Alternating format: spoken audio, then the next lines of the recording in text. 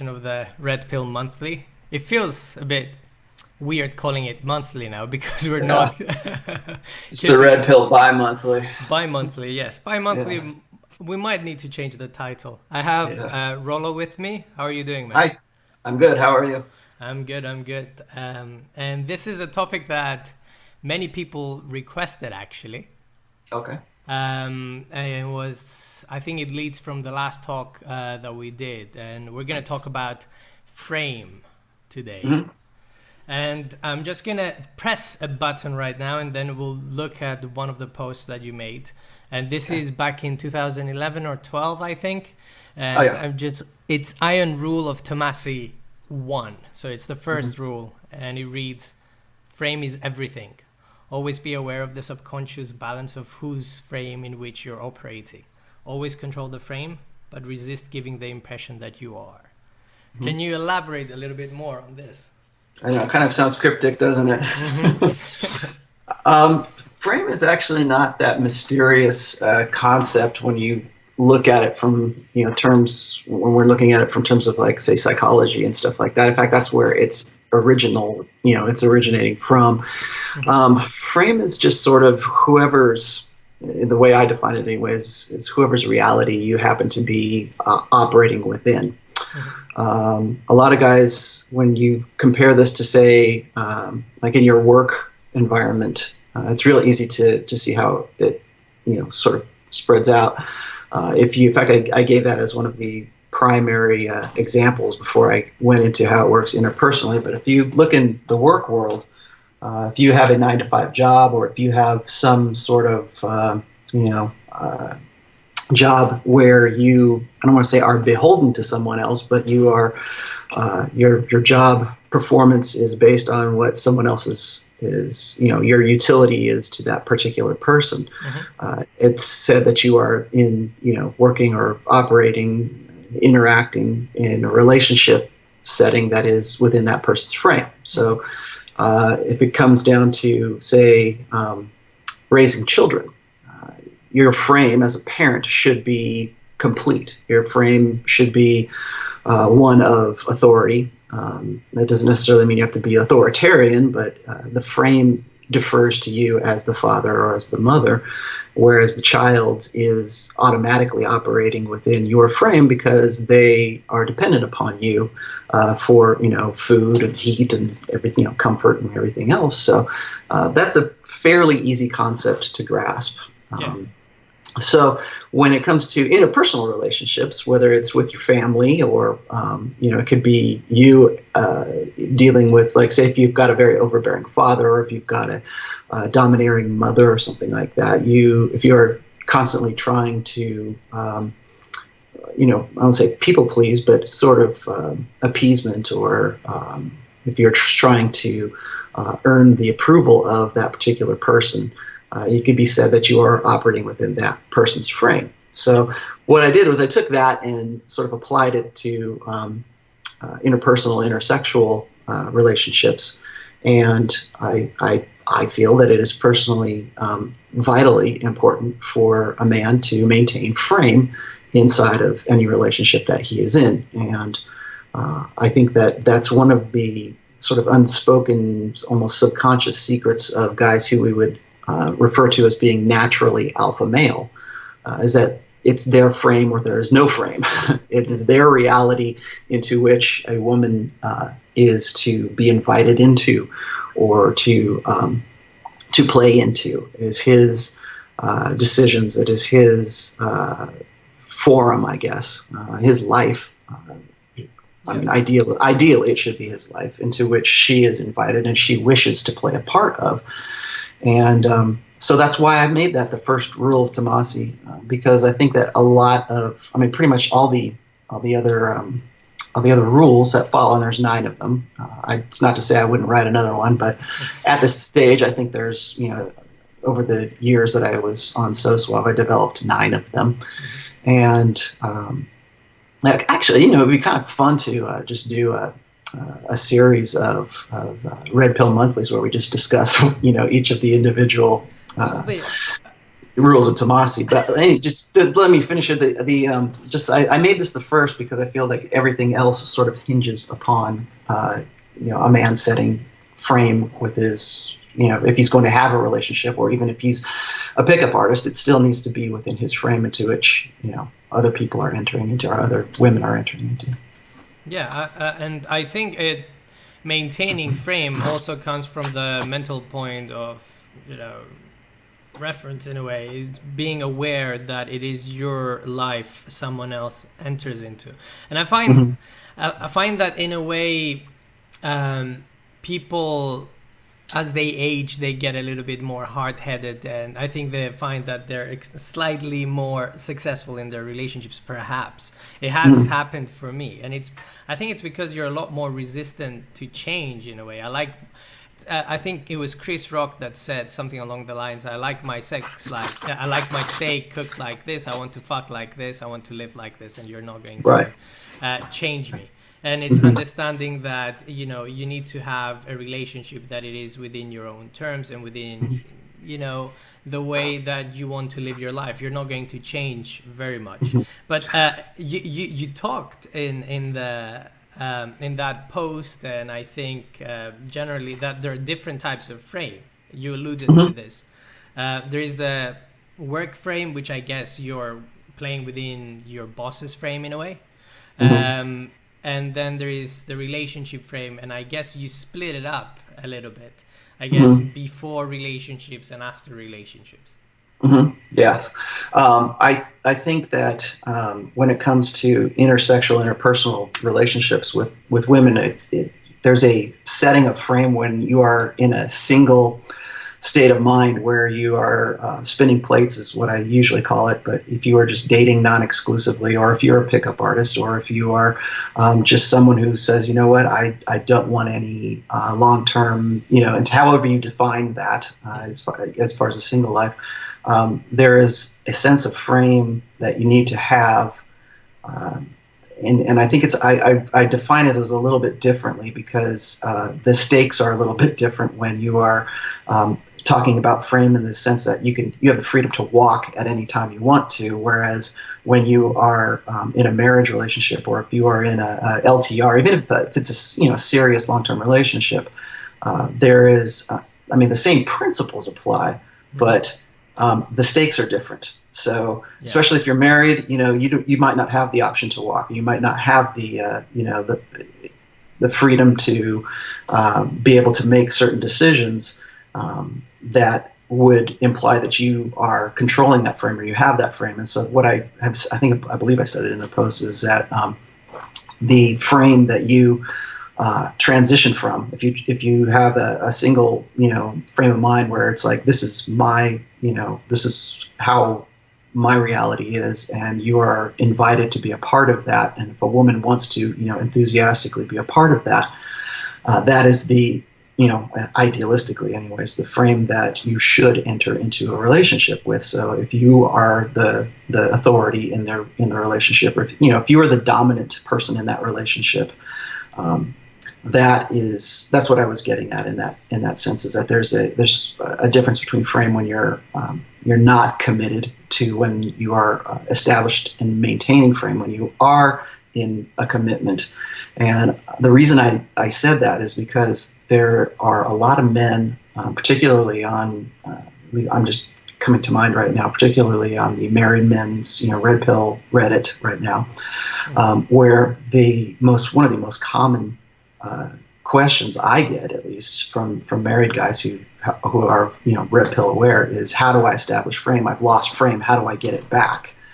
Well, it's probably likely that you never had frame in the beginning, to begin with. So getting it back means altering your personality with a person who has already, understands everything about you, and and what your family's like, and how your farts smell, and everything else. So how do you go about doing that? Well, you need to have like a really fundamental shift in your personal nature and your personality. And so I think a lot of establishing frame and becoming the dominant person, or in from a Christian standpoint, people call it headship. The husband should be the head of the household kind of thing, where that's really just a man establishing frame and saying, look, this is how we're going to play, this relationship, or I'm not going to play. So entering into a commitment and the framework that you're within demands different things from you and a different way to look at it. So like I always say, if you're going to make the decision to even just enter into some sort of monogamous relationship, it's got to be on your frame terms to begin with. Yeah, and I think of it in terms of a man is making the biggest sacrifice in entering a relationship, a monogamous relationship with a woman, because his options become quite limited, and that's not limited in a sense of there are no other women around, but rather he's choosing that he's going to be with that one woman for as long as the relationship lasts, for example. So if you're going to make that sacrifice, you better at least have something that it is on your own terms. It right. is, and it's something that I think is so logical and so obvious. Yet people seem to enter a relationship thinking along those lines, but then it's lost along the way. And it seems to be a very common story among everyone in the Red Pill community. I think it's one of the reasons that people enter the community, because they lose frame, like you said. And well, that's a very, very common problem. In fact, I think a lot of people find the red pill because they were in great control of their sex lives and their personal lives, and just dealing with women until they got into a monogamous relationship, and who they were while they were single is not who they become when they are in a monogamous relationship. And so therefore they end up losing frame, or they even just learn about what even frame is, and they go, well, it looks like I've lost frame, how do I get it back? And then in some cases they might not have ever had frame, or if they did have frame, they didn't even know about it. So that's what ends up starting that. And do you think, because it's going to be one of those questions that everyone asks, do you think once you've lost frame, can it ever be won back, for example? Yes, it can. And it's not a hopeless situation. I'm reading the comments here right now. It's not a hopeless situation. It is certainly an uphill battle. I have another post on my site called Up the Alpha. And I'm thinking I might actually put that into the next book, because I think that's a really seminal post. But it is possible, and it is possible to make those shifts, and it is possible to reestablish things. But a lot of times it comes with a lot of conflict, and it comes with a lot of trauma for that relationship. Especially if it's some kind of sudden thing. If the guy goes, you know what, fuck this, I'm so tired of this bullshit, I'm out.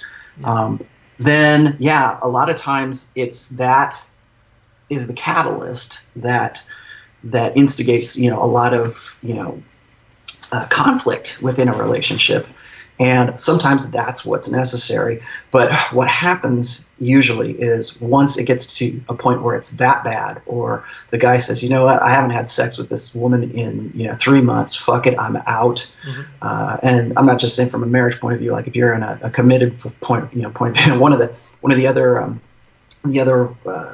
iron rules, I think it's number 4, it's called shacking up, and it's never move in with a woman that you are not planning to have some sort of long-term commitment with, because you lose all of your options, and all of your options are, your ability to maneuver and your ability to get up and get out is hampered because you've got a name on a lease. So when it comes down to stuff like that, especially guys who get into living arrangements with a woman, and they realize that things aren't as great as they were when they were single, and they realize that the competition anxiety and the for lack of a better word, dread at that point is prompting or instigating a woman's enthusiasm about, being with a guy who she is seeing as being very alpha. And that guy gets into the living situation and he gets comfortable and he thinks he can he can relax a little bit. And then that's when sexual frequency and sexual intensity drops. And then he starts to backslide. The guys always say that too. A very, very common story. People say, I was so red pill, or I was so in charge. I had hand. I had hand before, and then we started living together, and then suddenly she started making the rules, and she wanted this, and she wanted to change the curtains, and she wanted to have you go to Bed Bath and Beyond, and it's just and she changes everything up, and suddenly he's been domesticated and he's not the person he was before. And I mean, it is over and over and over again. And, people, I get guys today who give me this exact same story that I have been hearing since like the early 90s. So, I mean, it's nothing new. It's nothing that's not going to change, but can you instigate that? Can you get that back? Yes, I believe you can, because I've seen guys do it, and I've actually helped guys get back into a position where that happens. But again, it is relative to a guy's determination. It's because a lot of guys will just say, you know what, fuck it, I'm out, and then start over. And once again, another iron rule is don't go look through the garbage, and don't try to get back what you had before, because it's easier and probably better to start a new relationship with a woman than to try to, rebuild in something that you thought you had before, and it really wasn't what you thought you had to begin with. So, so a lot of guys will just simply say, fuck it, I'm out, next, and then move on to something that's better and try not to make those same mistakes that they made in the past.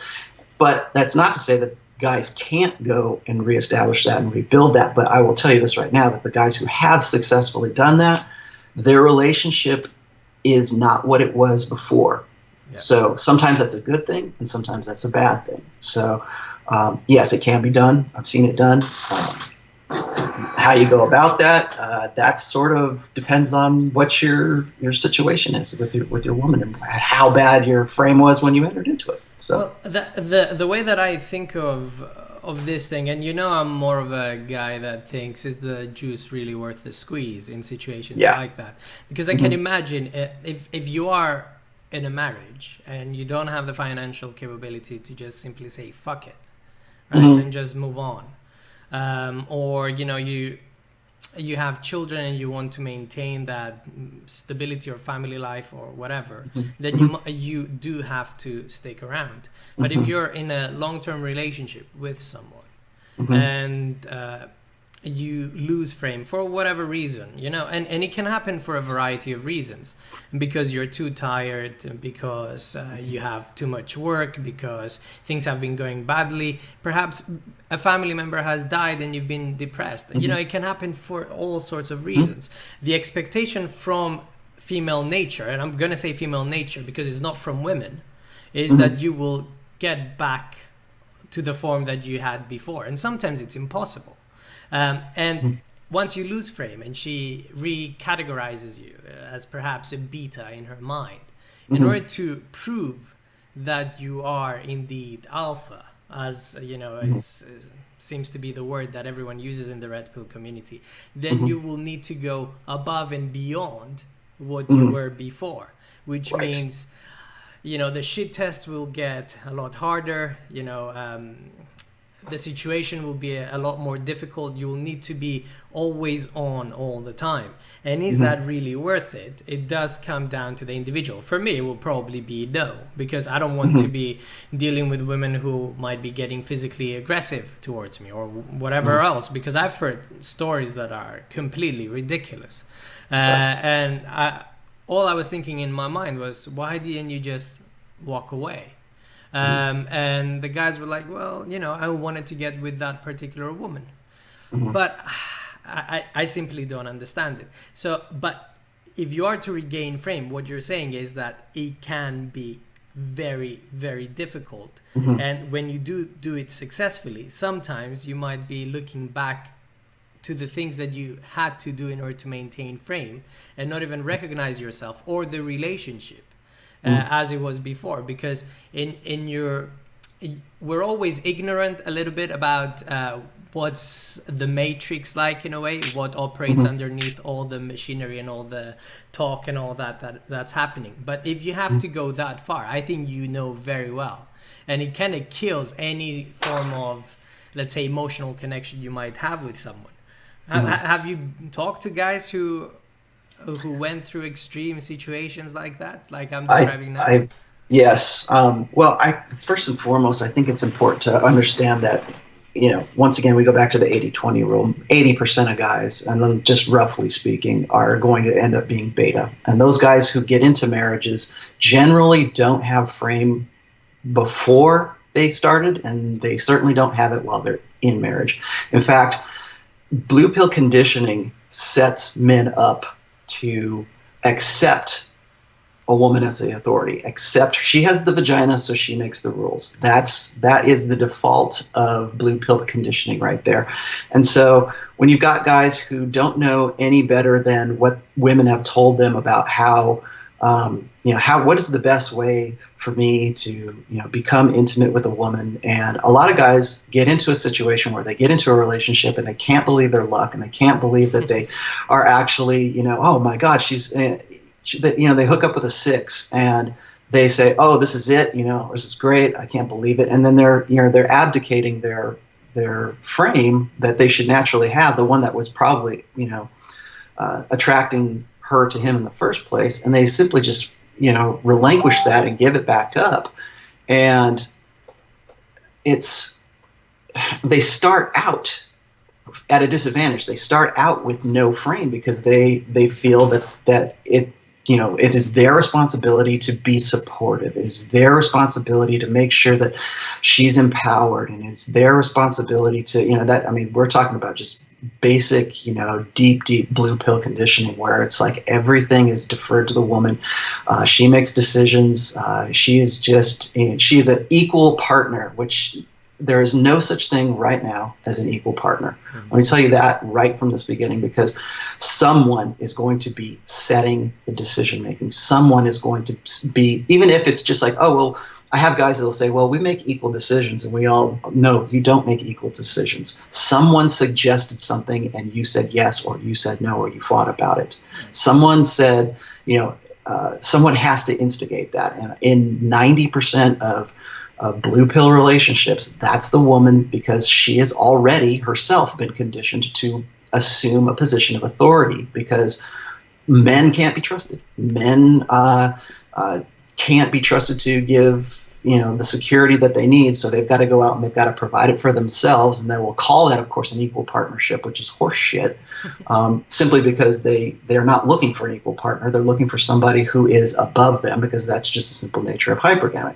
So you've got a class of guys, and those beta blue pill men who are simply entering into a long-term relationship, whether that's monogamy or that's a marriage, and they are already entering into it what I call pre-whipped, and they enter into that and they see that as normal. Or they get into it and they date around, maybe they had one girlfriend or two girlfriends, and they finally meet the one, and they decide that they're just going to be, I don't say let themselves go, but they're going to relax. And they think that, oh, well, this is great, man. Now that we're really committed and we're on the same wavelength, I can relax and I don't have to, put up that facade that I had before, and I can be comfortable, and we're going to have open communication and all this, fartsy, artsy stuff that I learned on Oprah.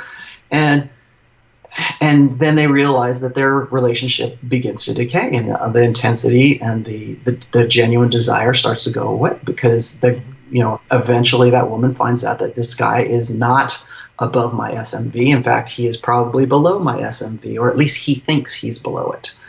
And in the pickup artist community, the first thing that you need to understand is that it's about your personal assessment of yourself. It's about being allowing yourself to be the one who deserves to be in control. And a lot of guys are not in control. They're not in control of a conversation. They're not in control of the direction of their lives. They just think that they're there to be a support. and that they lose that ambition and they lose the qualities that made them attractive in the first place, because they don't feel, or they have been conditioned to believe, that they don't deserve it, or that they become so uncomfortable in a position of authority, or in a position of having to be the man, to make the decisions, to drive the car. I say, it's funny. You know about my greyhounds and everything. So Yeah. When it comes to training dogs and things like that, I look at a guy like Cesar Millan, who basically goes in there and just pretty much amogs every dog owner on the show, every guy, because those men, I haven't had a post about this, but I got into a Twitter discussion about this one time, about how it's basically Cesar Millan's, job to go in there and pretty much be the man and be the authority with just a dog. Yeah. And the reason for that, and the reason that guys and certainly women have a tough time training their dogs, is because they don't feel that they should have any kind of authority over a dog, or they should be commanding a dog. And I'm not saying women are dogs, but I'm just saying that it's this feeling of comfort in a leadership role. And a lot of blue pill guys simply don't feel comfortable in that. So when they get into their 5th year of marriage or their 6th year of marriage, and they go, oh man, I really need to establish frame here, or I need to reclaim my frame, or my marriage is going to be on the rocks. My kids don't respect me.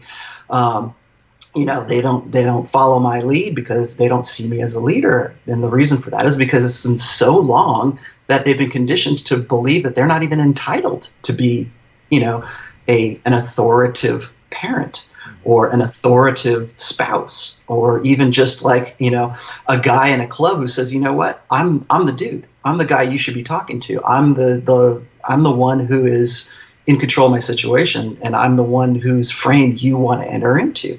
A lot of guys simply just don't feel that they deserve that, and that's why they are discomforted about that. And I should also say, that's why they will fight red pill guys tooth and nail. Yeah. Because if a red pill guy like me comes up and says, hey, you know what, you need to step up your game, you need to alpha up, then that's when it's like, oh, you believe in alpha and you believe in beta and all this stuff, and they just go into this denial.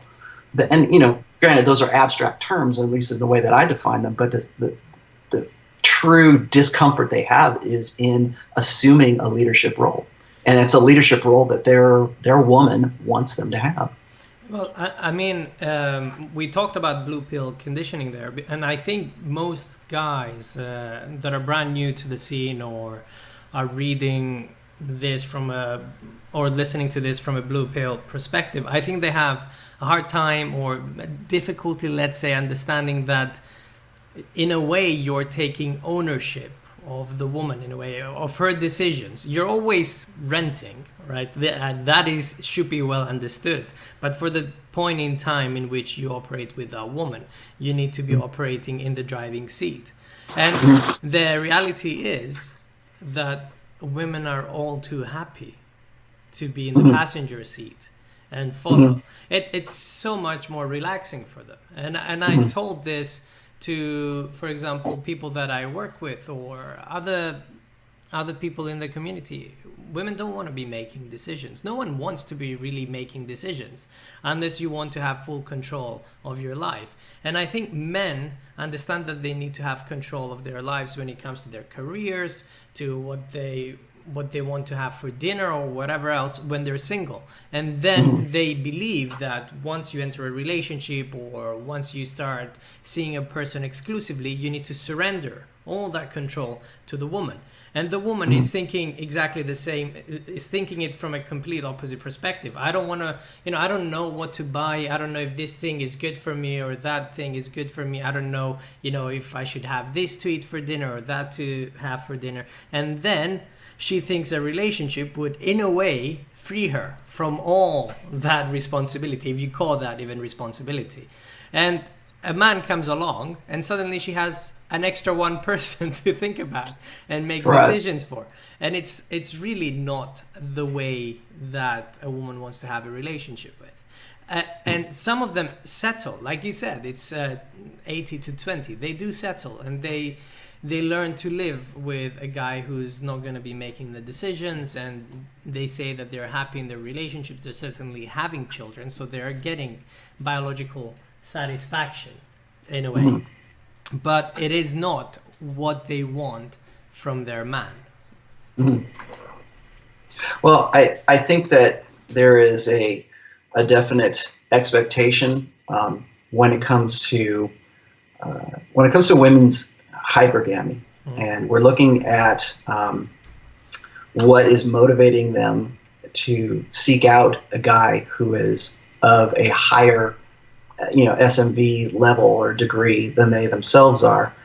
Part of that comes with the presumption that that man will be the dominant role in that relationship, because even like I was just mentioning a little bit before, when we see women saying, "Oh, I'm holding out for the best. I'm not going to settle. I'm a woman of the new millennium, and I'm not going to settle for anything less than what I've got." And you look at a lot of guys right now. Or I've just been reading through a few different articles about the lost boys or the lost generation of guys who are just basically giving up, and they're retreating to porno and video games. It's like I need to get into the video game business, because apparently there's like a zillion guys who are, if you can some way marry video games or porno, you'd probably be in good shape financially. Mm-hmm. But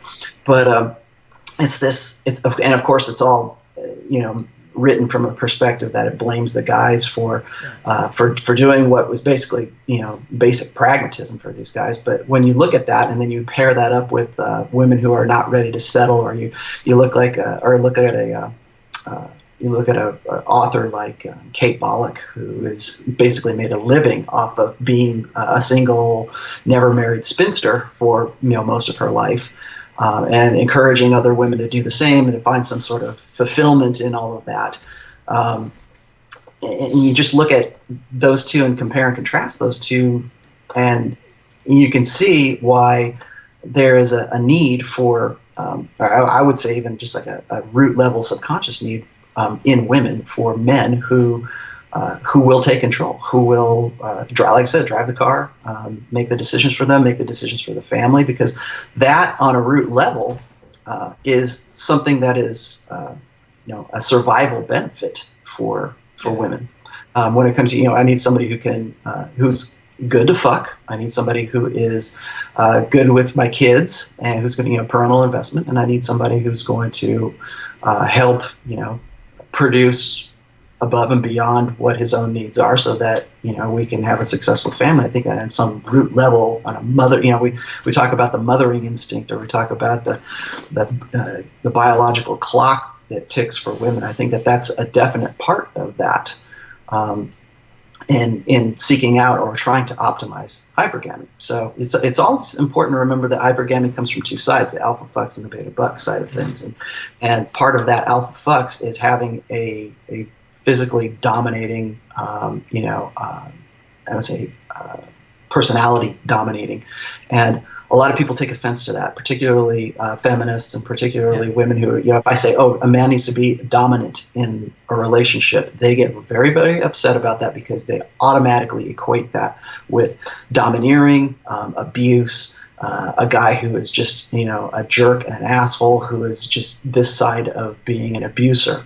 So, it comes with a negative connotation, and the reason I personally don't think it should have that connotation to it, because just there's always going to be a dominant and a sub. Okay, when you look at homosexual relationships, there's a dominant and a sub personality in those relationships. I was having a conversation this morning on Twitter about sexual fluidity, and these women who were married, had their kids, and suddenly they find themselves single, and then they realize that their options are pretty limited for men who are at or above what they perceive, anyways, is their sexual market value, and so they seek another woman. They become suddenly they come full circle and say, oh, you know what, I'm really a lesbian. But the men, I shouldn't say the men, the women that they end up partnering with are usually dominant, masculine men that they're previous husbands maybe weren't. Yeah. And I've got another. It's actually a very old post on my site called "Sexual Fluidity," and there was a gosh, I think it probably was back in 2012 or 2011 even, where Oprah Winfrey had done this very long show, I guess, about sexual fluidity and how all these women were pairing off who were previously heterosexual women all the way up until they were like about their early to mid 40s, found themselves divorced, and then found themselves pairing up or wanting to marry dominant masculine butch lesbians. Yeah. And it's interesting to see that they're trying to still find that dominant personality to make those decisions and to be the man. And I really honestly think that is an innate, hardwired part of the feminine nature. Yeah, I mean, I think I wrote a post, and there is a video on on the channel, which is called "She Will Submit." I think it's part 6 of the Understanding Woman series, and in there I'm saying that a woman does not know. I think a modern woman does not know how it is to be submissive. She doesn't recognize it because she doesn't see it anywhere around her. Once she experiences it, she can never look back, because it completely changes her worldview. She feels safe, she feels fulfilled, and all the emotional good oxytocin kind of like hormones and stuff that make women feel brilliant and happy and content and get activated. And they just feel a lot better for it, and they don't previously recognize it, especially the modern women, the young women of now. They don't know that this thing exists, but once they do experience it, then they can never look back. And some of the guys in the comment section, they mentioned that maintaining frame sounds like a lot of work, and in my opinion, I mean, it is hell of a lot of work. It is work. And it doesn't come without responsibility. It's not going to be one of those things that you can casually do in your spare time without paying attention to how the other person responds to you. Maintaining frame is initially, I think, an active process, especially with a new partner. But then as time continues, then you can forget about it, and then you can just move on. Because I think a woman's hypergamy is, as it is, she will continuously challenge. She will continuously test. She will shit test.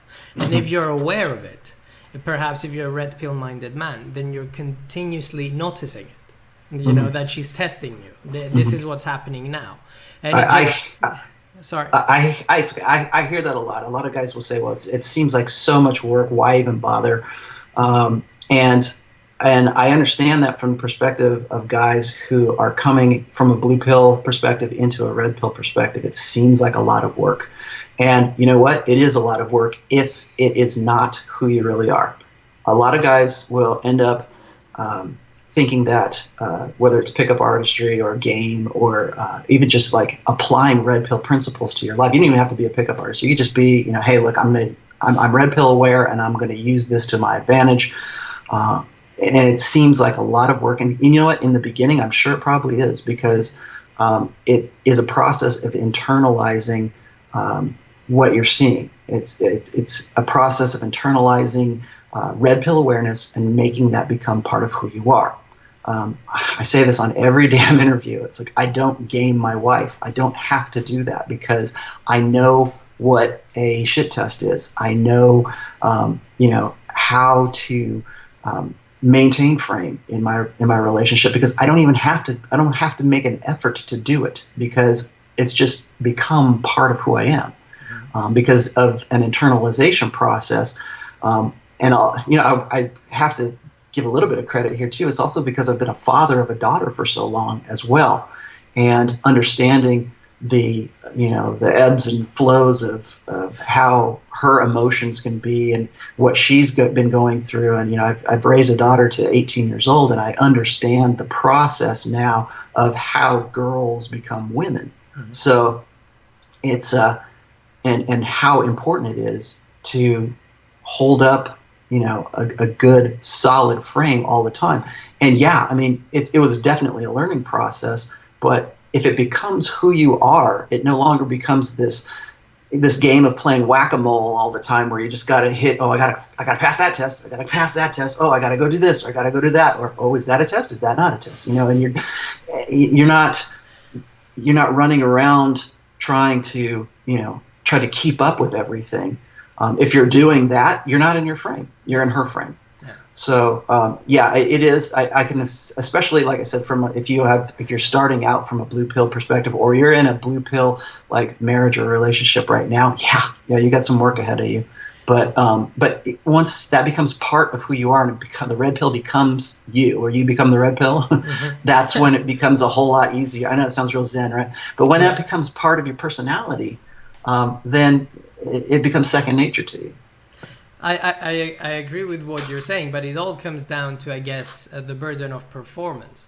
If, for example, a man is to be single and just spin plates, I do think it's a lot easier than being in a long-term relationship. And a lot of guys recognize this, because it's a lot easier to maintain frame if you have 3-4 women around. You don't care. You naturally don't care. And that helps in maintaining frame in a way. But once you enter a long-term relationship, that's when I think the real difficulty begins. And I don't know, I mean, personally, I always found it a lot easier to deal with one woman rather than 2, 3, because I value my time a lot more. And I just don't remember, I confused names. It was really bad when I was slightly younger, let's say. But the way that I see it is more work than being single. It is a lot more work. But once you realize that you're still living your own life, and that person is there to, let's say, add something to your life, having a form of, rather than a parasitic relationship, which seems to be the premise of most of the MGTOW videos, for example, but rather having a symbiotic relationship, complementary. A complementary relationship, perhaps, yes, then it works very well. A complementary relationship can only happen if you're able to maintain frame, or if you're, I guess, very happy to just, follow around and just do what the woman says, be completely blue pill and just deal with whatever the woman serves you. If you want to be in control of your life as a man and have a relationship, you need to maintain frame, and frame, unfortunately, is more work than, for example, being single. But you need to internalize the fact that you are there to still live your own life and to still follow direction in your life. Right. It shouldn't be that much more work, I don't think. Well, one thing I tell guys when they get into a relationship, or even if they've decided to get married or whatever, a lot of guys end up they will, stop talking to their friends. They will start putting all of their primary focus on that one woman, and to, everything's about, going on a weekend away with her. It's they start to ignore friends. They start to ignore family. They start to ignore previous ambitions that they had, or they ignore hobbies that they really, really used to enjoy, but it seems like a burden to whatever woman that they're with. And so, and it's easy to say, I'm sure you've probably seen guys do this, where they just sort of disconnect from everything they used to be, and they focus primarily on that woman or that girl. And I tell guys that, usually that's a very gradual process. A lot of men don't see it happening until they're like 6 or 8 months into a relationship, and they go, God, man, I used to play basketball after work all the time, and now I don't. Or I used to lift a whole lot more, but now I'm all spending all my time with this person, and that really ends up doing yourself a disservice. First of all, because you're trying to constantly placate a woman, and maybe it's not even her. Maybe it's just you, because that's what you've been taught from a very early age, is that you're supposed to put your all into it. It's all for love, you put yourself all into it. And so guys end up doing that, particularly blue pill guys. And so they end up, because they believe that they need to be supportive and they need to accommodate a woman all the time, they give up on themselves. And that's the kiss of death in any relationship. And I think that guys really need to be more selfish and just for lack of a better term, I mean, they need to be more self-interested and self-important. Maybe selfish is really the word I'm looking for, but they certainly need to be more self-important. And I think that I'll tell you right now, one of the biggest advantages I had when I got married is I simply refused not to, to give up and to stop doing the things that I wanted to do, because I had done that before. I had done that with the borderline personality girlfriend I had for a good, 3 or 4 years. And that's exactly what I did. Is I stopped talking to friends. I stopped playing in a band. I stopped, expanding myself and developing myself, because I was constantly in this state of I was really chasing my own tail, but I was constantly trying to figure out the formula or the magic, words to say that would make this person happy. And it was just simply not happening. And when I got out of that, the first thing I determined to do was I said, I am never, ever going to let myself get into that position again. And I made myself the most important person in my life. Yeah. And so that's when I started getting back into, I was already done. I was playing music at the time anyways, but I got back into a band. I got into working really solid, doing advertising and branding, initially I started doing graphic design because I'm an artist, but then that evolved into me being an art director, and then getting into brand ownership and really getting into what I did professionally, both in the casino gaming field and in the alcohol, liquor, wine and spirits field. And so I kept doing that, and because I had this determination to say, you know what, fuck it, I'm going to be the most important person in my life. That is one of the primary things that attracted my wife to me, is that if she said, oh, well, I don't like this hobby or whatever, fuck it, I don't care what you like, either it's my frame, and I've got an art studio in every house that I've ever owned, and I'm going to go in there and I'm going to do my thing. And sometimes it's going to make money, and sometimes I'm just going to go do it because I want to do it, because I'm an artist. So, I think that it's really important for men to separate their identities away from women, and in doing so, they do themselves a favor, because that hobby or that passion or that work or the ambition that they have, that becomes the other woman, and that becomes something that they have to, their wives or their girlfriends are going to have to accommodate. That's just the way it's got to be. Yeah. And if you start giving that stuff up, if you start saying, you know what, I'm going to make a compromise here for her, and I'm not going to do those things anymore, the things that I really love doing. Well, if she can get you to do that, what else can a woman get you to do?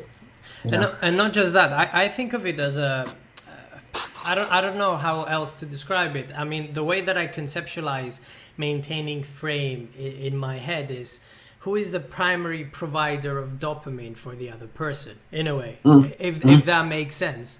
I think as a guy, you should be able to you are going to get some dopamine release because you're having sex with that woman, you're engaging in a relationship, you will get some dopamine release. But you should be able to get your enjoyment from doing other things, from your work, from your hobbies, from your friends, from all of those things that come together and they give you equal, perhaps, pleasure. And those things should not be replaced so that the woman is your primary source of dopamine.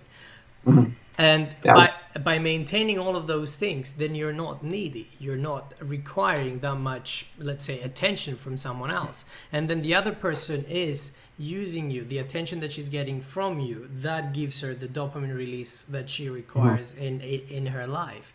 So if you are the primary giver of dopamine, and that's the way that I understand it in terms of a medical mind, in a way. If you're the primary giver of dopamine for the other person, then you are in control of the frame, and that will never change if you continue to be like that. But in order to keep that, you need to have, as a man, you need to have sources of dopamine elsewhere. That's why hobbies and everything else, your friends, everything that you used to do, are so important.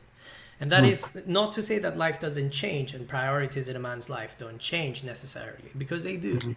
But it is making sure that what makes you feel good in a day isn't just coming home and seeing that woman, or isn't meeting up with a certain person out after work. It is doing all of those things. Your life is fulfilled with or without that person. Right.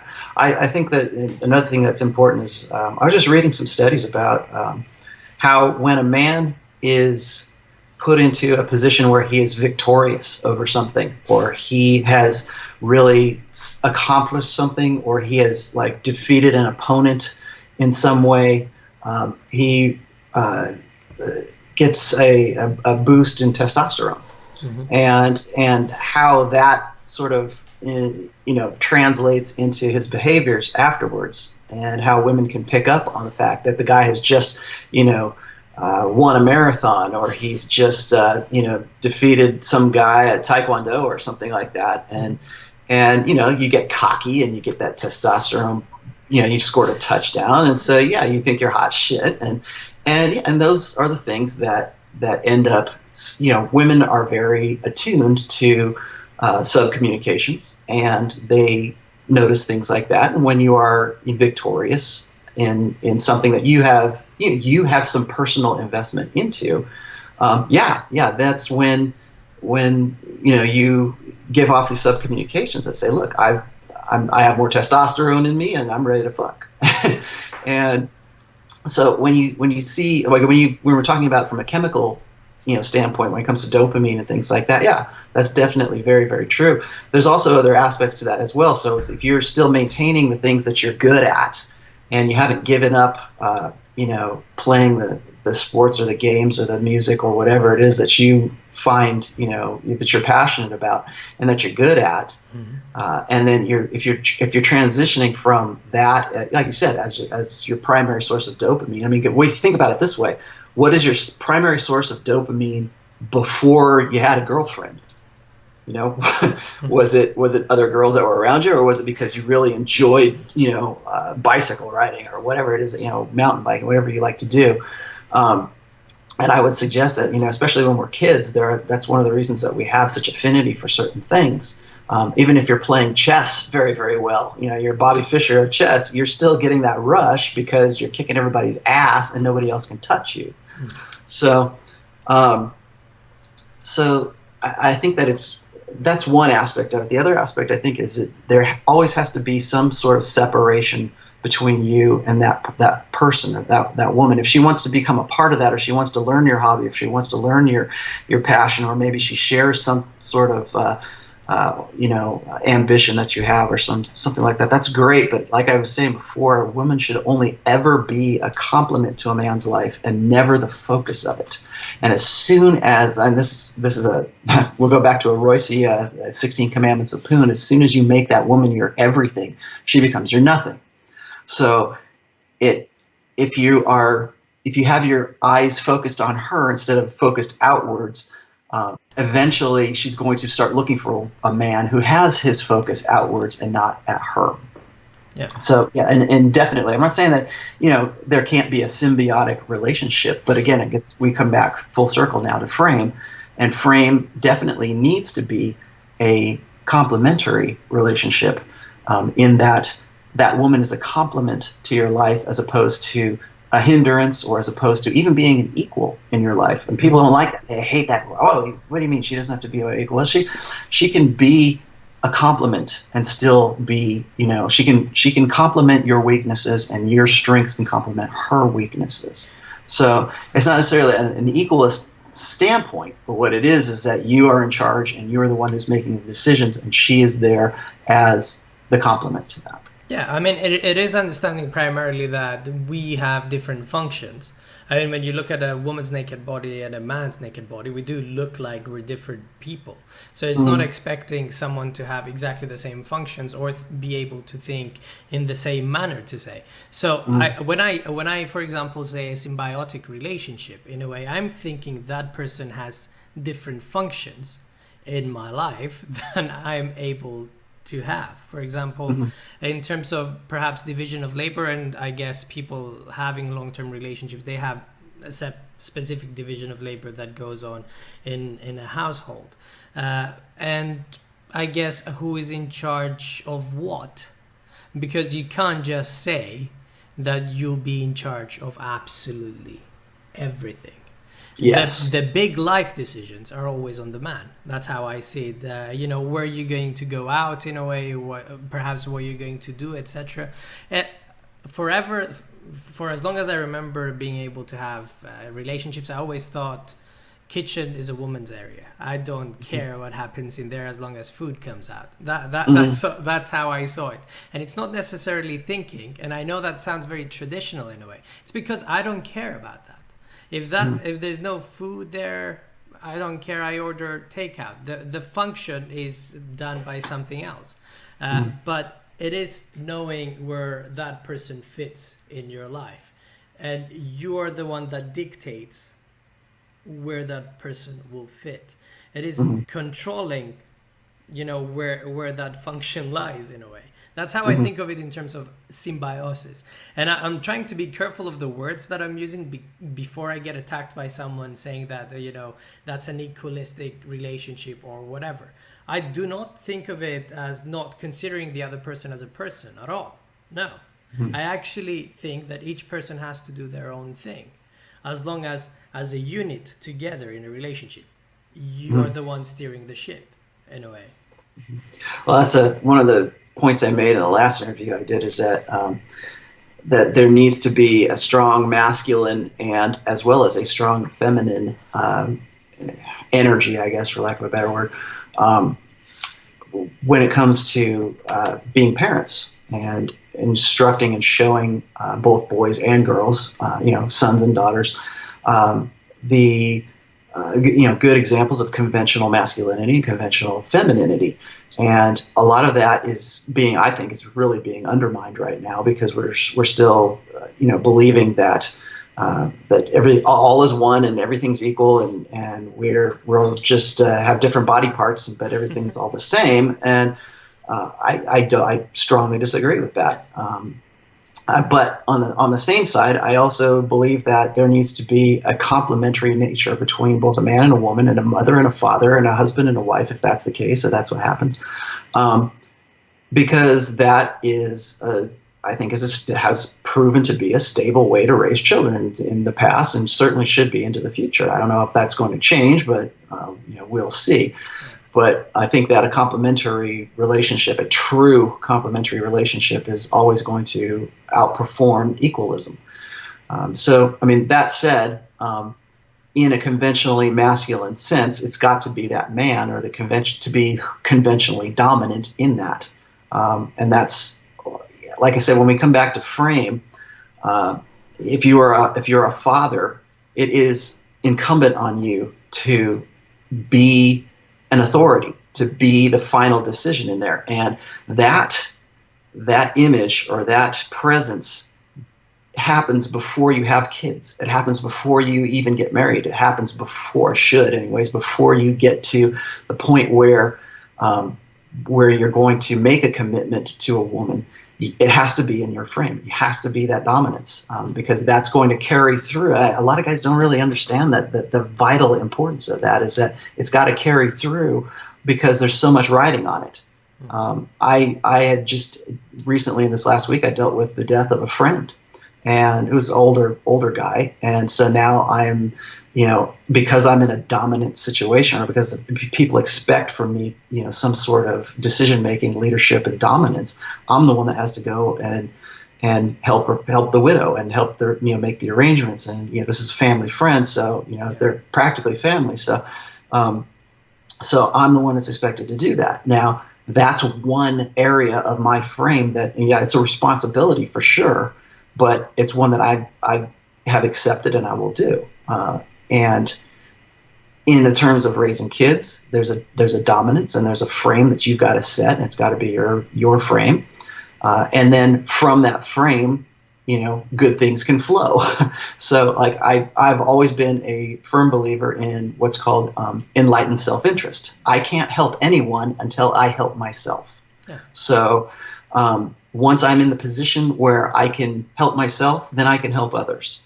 And that's a trick that a lot of guys kind of trip up on, because it becomes something, like I was just saying before, it becomes a difference between selfishness and self-importance. I am self-important, but I am not a selfish person. I'm actually a very generous person. Obviously, I'm writing books for, giving stuff away for free online, and putting out as much as I'm trying to make a dent in the universe. I'm hoping it's a good one, Yeah.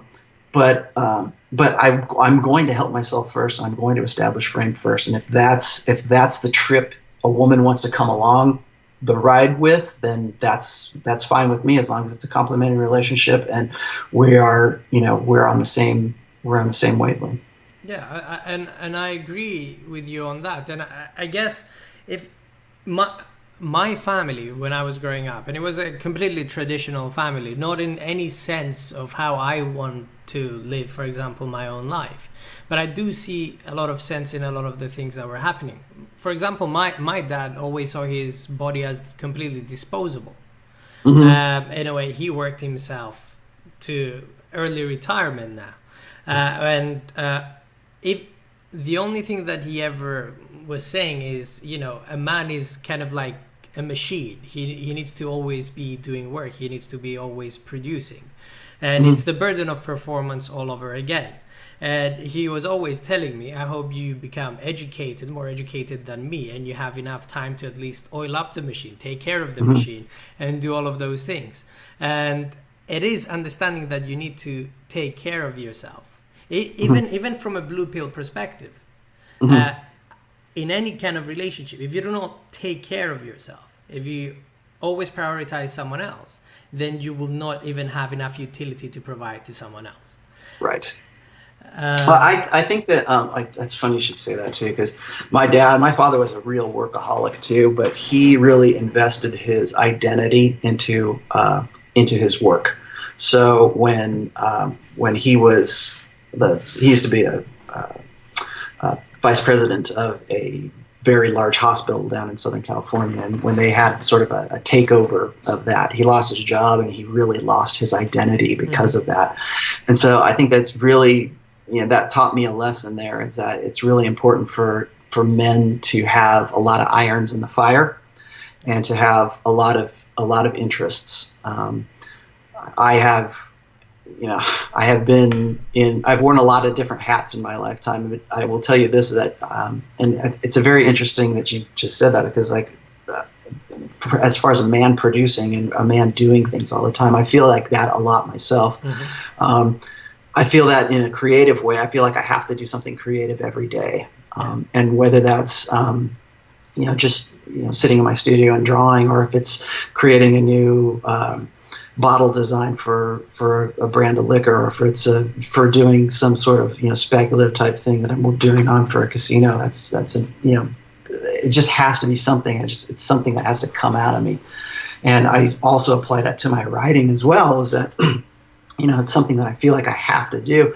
And it's interesting to me that I think most guys feel like that, but it's interesting to me that I don't think that maybe women do and maybe women don't share that as sort of something that they really, really have to do. And again, maybe that's because of our chemical and biological and neurological makeup, being guys, but we're always driven to do something. That's another probably a topic for another episode here, but I think that our burden of performance is certainly a reflection of that. And again, I'm probably going to get run up the flagpole for using the word burden, but it is, as a burden, it is unique, I feel, to men. Yeah, it is, and I completely agree with you on that.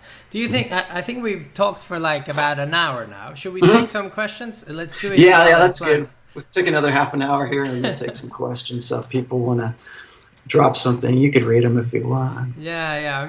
I'm just waiting to see. People have been asking questions throughout. I know. But I haven't really been reading it. I was focusing on things. They're talking to each other now. Just trying to see. Do you guys have any questions for Rollo or myself? I think someone was talking before about sleeping with people at work, and someone gave a very nice suggestion. If you're going to sleep with anyone, sleep with your boss. Your boss instead, yeah. So I agree with that. in a way. And I go as far as to say, do not sleep with anyone Yeah. that you work with. It's easier to just keep work and your social Right. life Well, commitments. it's funny because I work on a regular basis with some very, very beautiful women, and a lot of them are women I get to choose. So I would not suggest doing that in my line of work, but Yeah. but if that's the situation you happen to be in, I mean, I guess I understand the old axiom, and don't shit where you eat, or don't put your pen in the company ink or whatever, but I mean, I understand that. I think that probably should be up there with guys not dating single women or single mothers. But I think it's funny because I think there's a lot more risk involved now. Back in the day, it was like, well, you don't want to get into anything too entangling at work, or now it's don't even attempt to do it, because if you do, you're already looking at a sexual harassment suit, and like I said, it's turned into a cottage industry. So. I think the hobby bachelor, he says, Mhm. when does frame go too far? And you can't say when does and goes. I'm just sorry. Do you have to strike a balance, and how do you know where this balance is best for you? I guess. Um, well, I think that a lot of we discussed this a little bit earlier, was that I think that a lot of women perceive a man having a strong frame or insisting on frame as being domineering or being an asshole, or that's the whole thing comes down to how women have been conditioned as well. I mean, we like to talk a lot about how men are conditioned for blue pill life, because it's benefits the feminine imperative. It's also important to remember that women have their own conditioning too, and usually that's set from like these an idealism for equalism or egalitarianism. And so when girls hear me say something like, I think that a man needs to be a dominant part of any relationship, that sort of is triggering, and it triggers them to say that, and I shouldn't even say that just about women, because there's lots of guys who are blue pill conditioned to think the same thing. Mm-hmm.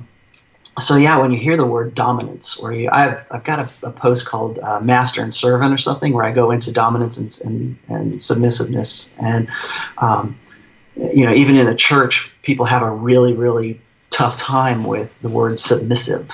Submissive wives sound like they are beaten, or it sounds like they're slaves, or it sounds like they're in some way subservient and on a leash somewhere. And I think that's the first part, is to understand that dominance doesn't necessarily have to mean domineering. Doesn't have to mean I've got these dark triad, personality traits, and you're going to have to do what I say.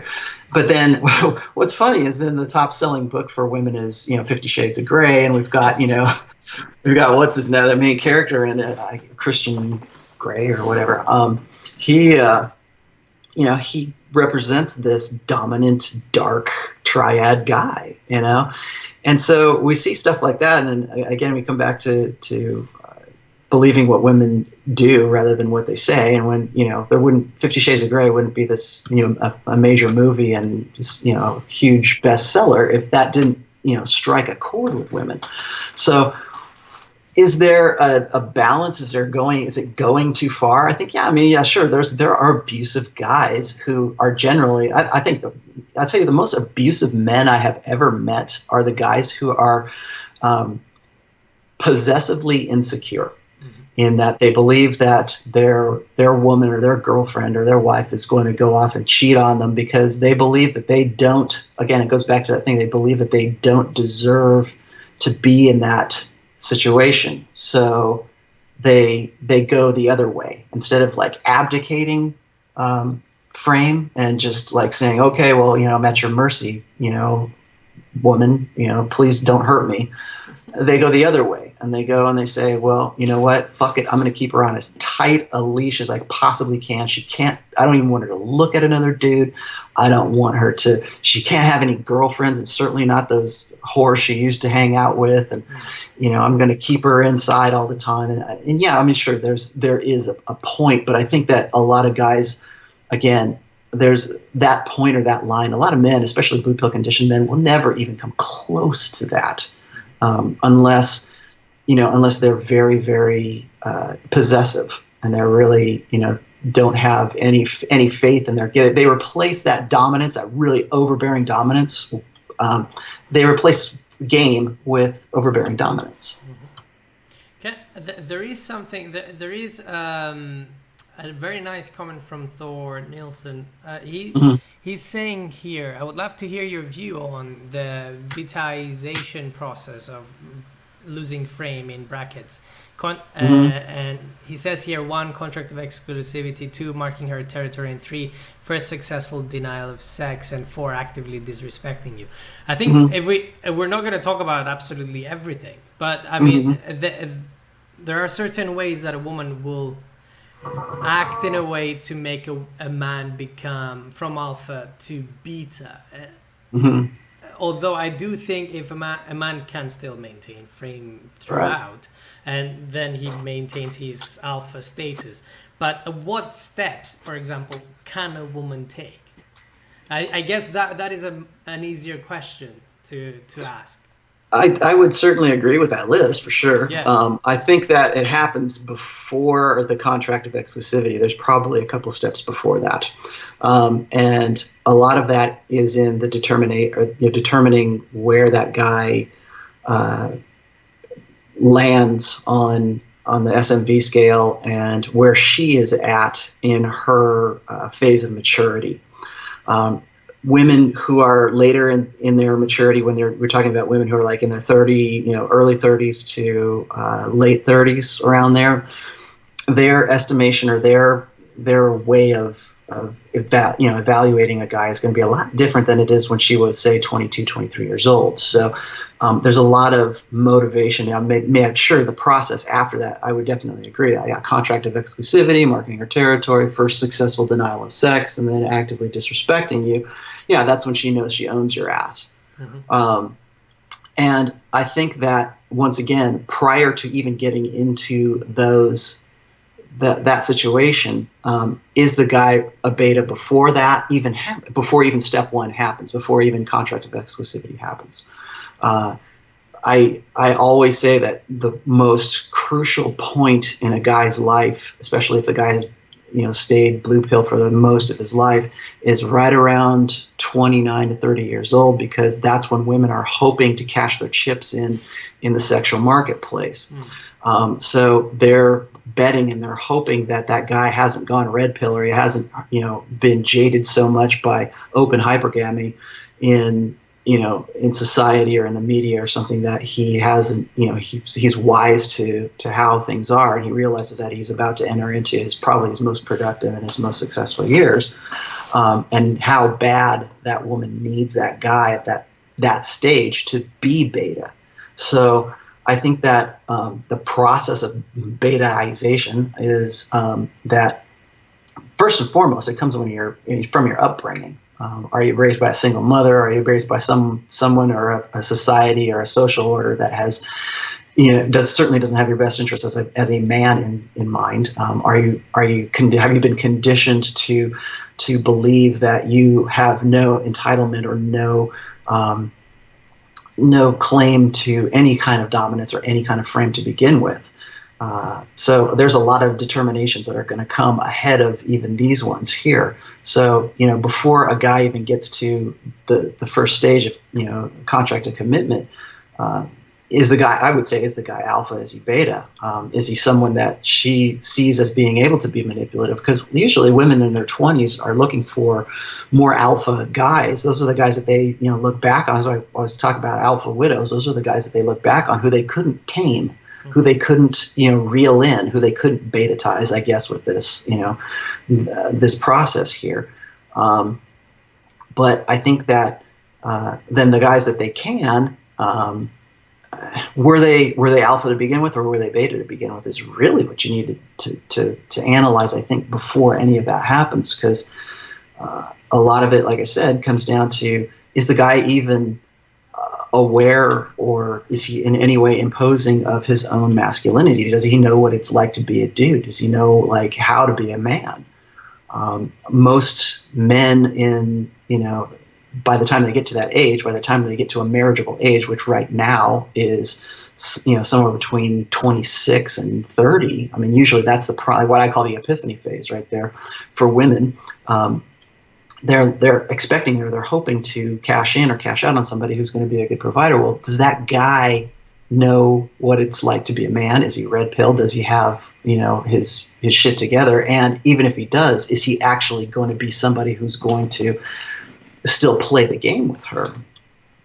Likely not, because most men have been confused. I mean, we raise our boys to be masculinity confused. We raise them to be, at least, from a social engineering standpoint, when it comes to the media, or if it comes to the popular cultural narrative, which right now is equalism, and that equalism is simply just a tool of the feminine imperative to make sure that we remain in a feminine primary social order. And I think that right now we deliberately, we either ridicule masculinity, or we say, oh, it's been redefined, and usually it's redefined by the feminine imperative, or we say, we completely deliberately confuse boys and men about what masculinity is. So when they get to that point where it's like they're ready to commit, are they still in the, of the idea, or are they still, have they internalized the idea that they don't know what masculinity is to begin with? So crossing over into being a beta, the process of betatization happens when their kids are 5 years old, man. Mm-hmm. And that's what I see as well. I mean, just looking at kids, how they play in the playground. Mm-hmm. Before starting school or being involved with anyone else, you see them just competing and all just trying to be, I guess, in a way, alpha, mm-hmm. in the way that they compete. But then afterwards, once they get introduced in society and, mm-hmm. School and all that, then they get taught mm-hmm. that you cannot act in that way anymore. Yeah, because they're taught that a feminine primary way is the correct way. Yeah. Whether it's through female teachers, or if it's through just this feminization of the education process, whether it's guys who are, most teachers don't get into it for the money. They get into it because they want to influence the next generation. Well, look at what the past generations of boys have been, how they've been acculturated. Look at how they've been educated. And you see, I'm not saying, well, we need to get more dominant alpha dudes into teaching positions, which I think would actually be a good idea. But I think that would be very, very difficult to do at this stage, because those teachers, those male teachers who would go in there, let's just say we've got a group of red pill aware teaching men who go in to say, hey, look, we're gonna change things up here. I think those would be the first guys that would get kicked out. Yeah, they'd be the first. Toxic environment. Yeah. It'd be that's exactly what they would call it. They would call it a toxic environment. Yeah. And I think that, certainly from a very, very early age, teachers. It's interesting. I was reading this thing on NPR about how teachers' expectations, or their social or cultural expectations of boys and girls, is different, and how those expectations influence their teaching style when it comes to them. So they don't mostly feminine. Certainly women teachers, but even feminized male teachers have a preset bias that boys are going to be disruptive and girls are going to be cooperative. Mm-hmm. And that if we teach this class, or we teach these things from a masculine perspective, then we're in some way damaging the girls. We don't want to. The primary thing right now is to never let a girl possibly think she's not as good as a boy, but in so doing, we lower the bar for boys. And in so doing, that's part of that betatization process. That's how we generate betas. And that's why, when you've got like, 10 or 20% of guys who, we commonly think in the sphere as being alpha, those are the guys that stood out. Those are the guys who were dominant enough to say, you know what, fuck this. Yeah. And were exceptional, specimens, I guess. Well, exceptional specimens or not, I guess when you look at boys, in a way, you do see every single one of them having the potential to be anything and everything. Yeah. Oh, yeah. And then you just, if you look at the end result, and I see it with my own relatives, for example, about what happens when they go through school, it's just heartbreaking, isn't it? And it is mainly school, mainly society and the expectations, but I guess it is also the family unit from beforehand. And you did allude to the fact, about single mothers, etc., that I have problems raising or instilling masculinity in their sons because they do not really understand it or understand how it comes about. And it is one of the problems, I guess, as I see it. With regards to the question that the person was asking, I do not think that an alpha guy, in a way, can become beta unless, if he has managed to grow up in a way that he has understood his role in society, has had experiences in his life. If, for example, he has been a rugby boy who got the cheerleader pregnant at the age of 17 or 18, for example, then it is easier to go through all of that. And you do see these guys beaten up at the end and you don't even recognize them.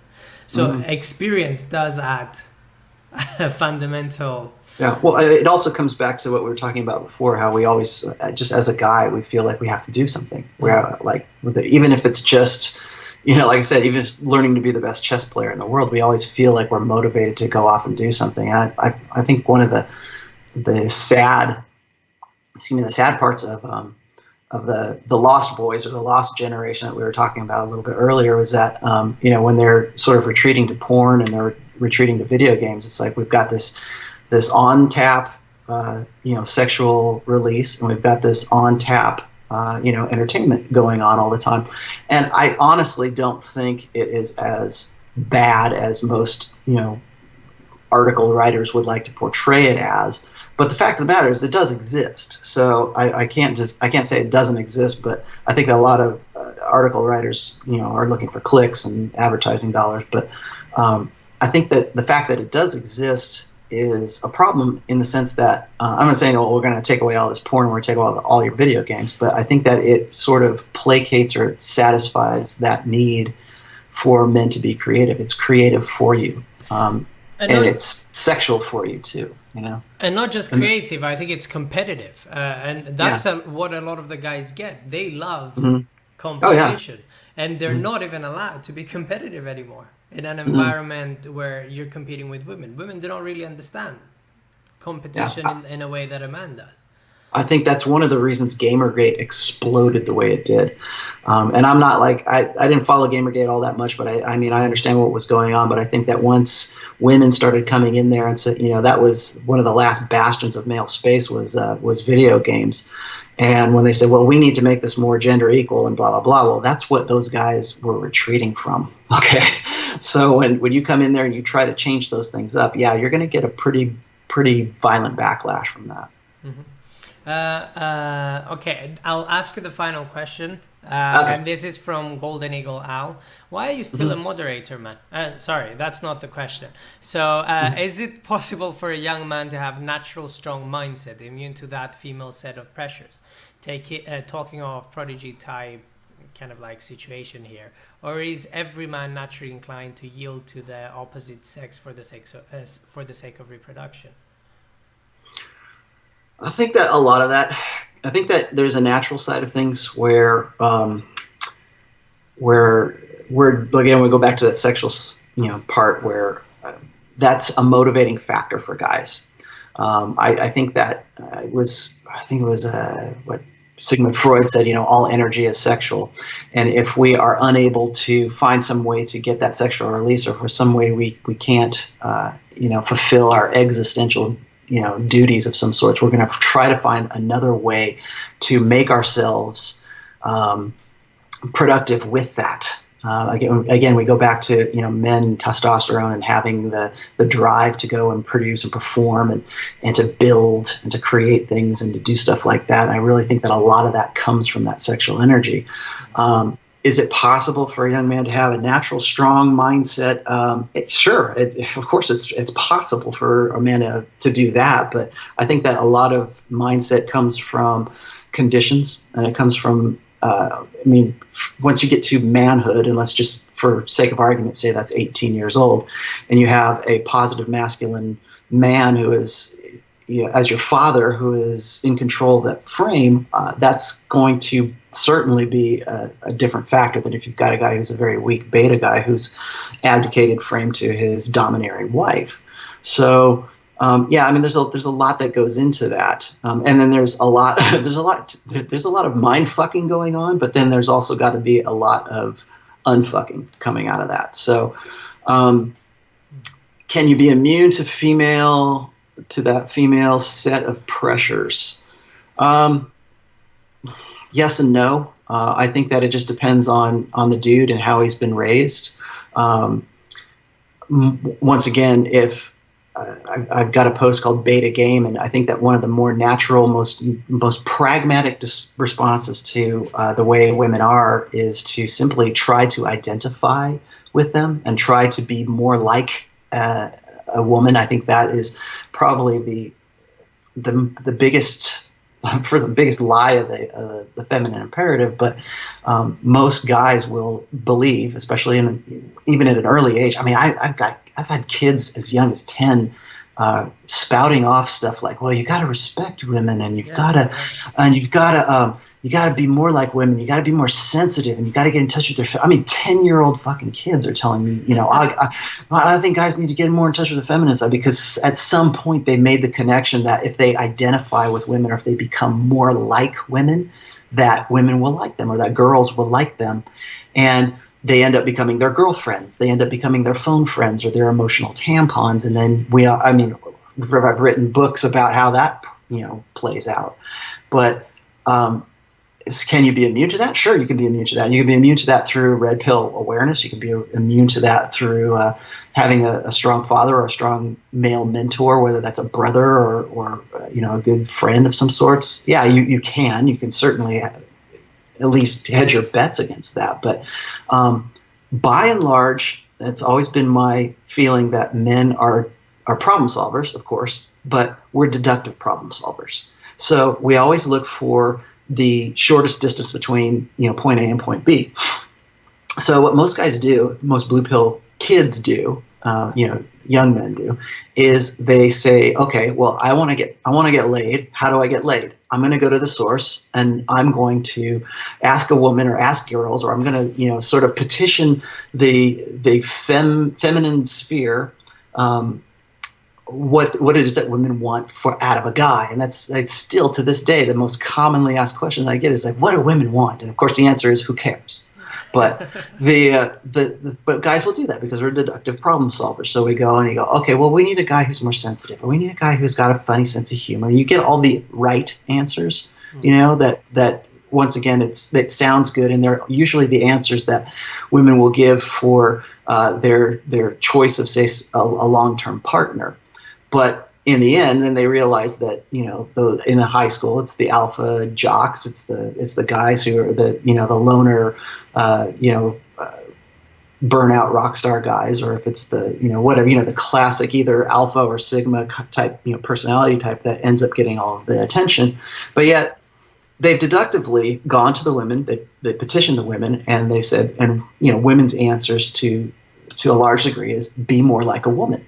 Be more sensitive, be more understanding, identify more with the feminine. So what do? They change themselves into more identifying, more accommodating, more complacent, boys who are really have modeled their personalities based on what they believe is women's wants. So if you can avoid that, if you can find some way, that's what gives me hope about, like, say, forums on like the SOSOG forum, where we have a teenage forum there, and the guys are in there and they're already understanding just the basic principles of red pill awareness, that sort of gives me hope for, for yes, you can be immune to that. But yeah, I mean, I certainly think so. I certainly think that as a process of education, I think as much of an effort as the feminine imperative has put into social engineering of generation and generation after boys, I think that the red pill really needs to do the same. I really think that we need to counter that, and I think that that starts with, first of all, guys becoming red pill aware and living their lives, on their own frames, and then passing that along, whether it's through fatherhood or mentoring younger men and saying, look, this is a red pill way of life, and this is what's really going on around you. Don't fall prey to, believing that you should change yourself and change your personality. Like we were talking about before, when you had said, is it possible to retain frame, or is it possible to get that frame back? And my answer to you was, you got to, it's possible to do that, but you've got to change your personality, or you've got to internalize the red pill. Well, the same thing, I think it would be a whole lot better and a whole lot easier if we could just reach a generation of boys and make them red pill aware beforehand. Mm-hmm. And then you wouldn't have, theoretically, deductively, you wouldn't have those, you wouldn't have that problem, or you would have a lesser instance of that problem. Yeah, what a world would that be, right? Exactly, right, I know. I think we've reached our hour and a half, a bit longer, but we're right on the money for the first time ever. Yeah, right. I'm celebrating that moment. Yeah, I'm looking at here, and if you're listening to this, if you pick up this like as a recording, or if you're in the chat room right now, I think that it is vitally important to mentor other men. I'm only one guy, I can't do this all by myself. But I always try to. I was telling Christian McQueen this. I try to live by example. I try to just be the red pill awareness that I want to see in the world, And so, consequently, I have a really fantastic daughter, and I've got a great relationship with my wife. We just, had 20 years of marriage just last month. And congrats, man. Thanks. And I think that if you're listening to this, or if you read any of my stuff or whatever, pass it on. I always encourage guys to buy the physical copy of my book. I'm glad that people, like to listen to the Audible, and I'm glad they like the digital stuff, but I really want that. And I make the least amount of money. My lowest royalty is on the physical books, but I really, really encourage people to buy the physical books, because I want them to pass it on, and I want them to share it. And I had a guy hit me up and saying that he came to be red pill aware by my book that he picked up in the library. And I was like, yes, that is success to me. I want my books in the library and people to share them and to people to read them. Yeah, it's what I do as well with your books. Yeah. I told you this before. I have no idea where the books are. I bought them and I've given them away, and my friends are giving them to other people, and it's being passed on and on. There's one actually with the notes from the first interview that we did. I have no idea where it is. I'm still looking for it. Well, I have. If there's a takeaway message from any of my interviews or any of my books, it's this: please consider yourself a red pill mentor. Yeah. Yeah. I agree with that. And on that note, guys, I think we've reached the end. Thank you very much, man. Okay. Thanks again. We'll try to do this a little bit more frequent. My schedule has changed a little bit over the summer, so I'm out of the busy month, because usually that's the July months, and that's when we have our holidays and stuff like that. So I'm done with that, and I probably won't have to worry about scheduling until about November when we get into the holidays. Brilliant. Then we'll try to make this more often. It's because I've been busy, you've been busy. It's very difficult. Yeah, but it's always good. Yeah, it's always fun. Nice to have you, man. Okay. And thanks, guys, for listening in. Share the video, share the books, and I'll see you guys on the next one. Take care. All right, man. Bye-bye.